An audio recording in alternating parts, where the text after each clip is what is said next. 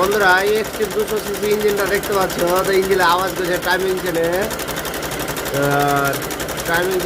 এই যে এইটা টেনশনারটা আছে, এই যে টেনশনারটা আছে, এই টেনশনটাকে চেঞ্জ করবো, যে দেখবো আওয়াজটা মরছে কিনা।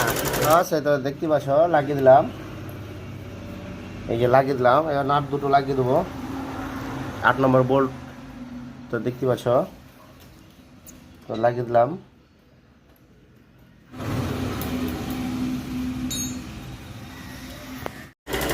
দেখো ডিল করে দিলাম, ডিল করলাম, দেখো কিন্তু আওয়াজ আর নাই।